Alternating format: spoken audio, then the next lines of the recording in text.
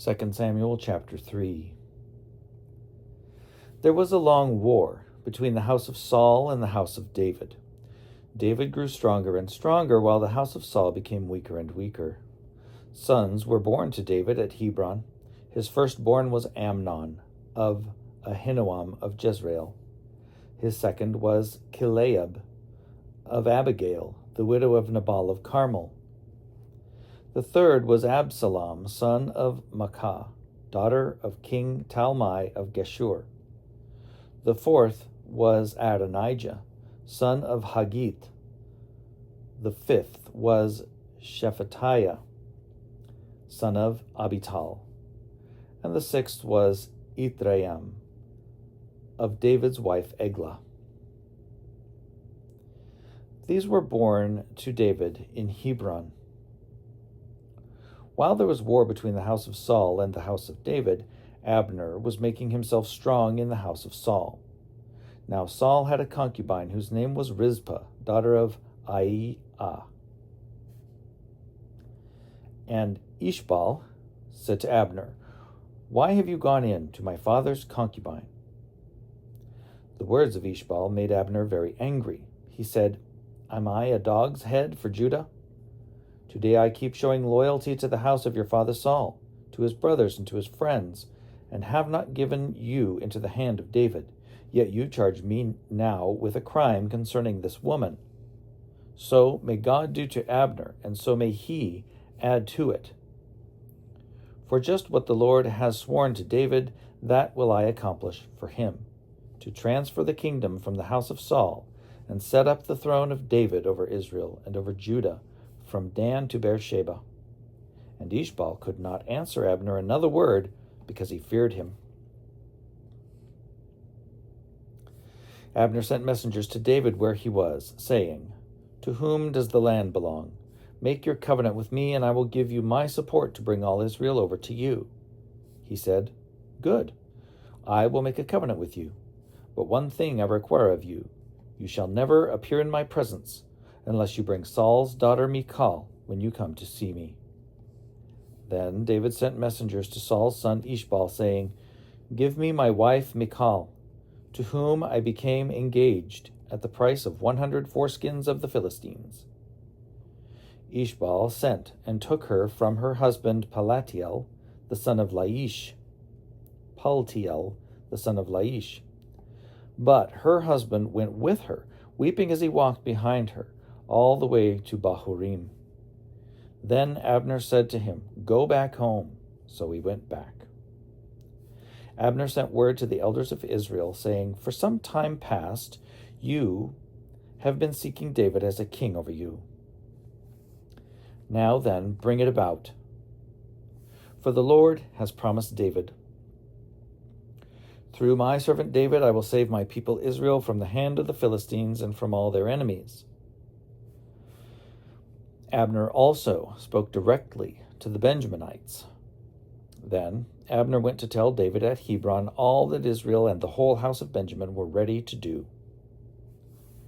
When Abner came with 20 men to David at Hebron, David made a feast for Abner and the men who were with him. Abner said to David, "Let me go and rally all Israel to my lord the king, in order that they may make a covenant with you, and that you may reign over all that your heart desires." So David dismissed Abner, and he went away in peace. Just then, the servants of David arrived with Joab from a raid, bringing much spoil with them. But Abner was not with David at Hebron, for David had dismissed him, and he had gone away in peace. When Joab and all the army that was with him came, it was told to Joab, "Abner, son of Ner, came to the king, and he has dismissed him, and he has gone away in peace." Then Joab went to the king and said, "What have you done? Abner came to you. Why did you dismiss him so that he got away? You know that Abner, son of Ner, came to deceive you and to learn your comings and goings and to learn all that you are doing." When Joab came out from David's presence, he sent messengers after Abner, and they brought him back, from the cistern of Sirah, but David did not know about it. When Abner returned to Hebron, Joab took him aside in the gateway to speak with him privately, and there he stabbed him in the stomach. So he died on account of the blood of Asahel, Joab's brother. Afterward, when David heard of it, he said, I and my kingdom are forever guiltless before the Lord for the blood of Abner son of Ner. May the blood guilt fall on the head of Joab and on all his father's house. And may the house of Joab never be without one who has a discharge, or who has a defiling skin disease, or who holds a spindle, or who falls by the sword, or who lacks food. So Joab and his brother Abishai murdered Abner, because he had killed their brother Asahel in the battle at Gibeon. Then David said to Joab and to all the people who were with him, Tear your clothes, put on sackcloth, and mourn over Abner. And King David followed the bier. They buried Abner at Hebron.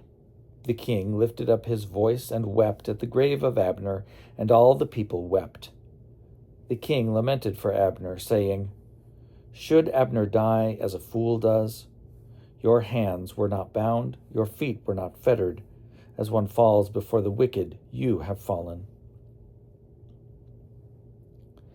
And all the people wept over him again.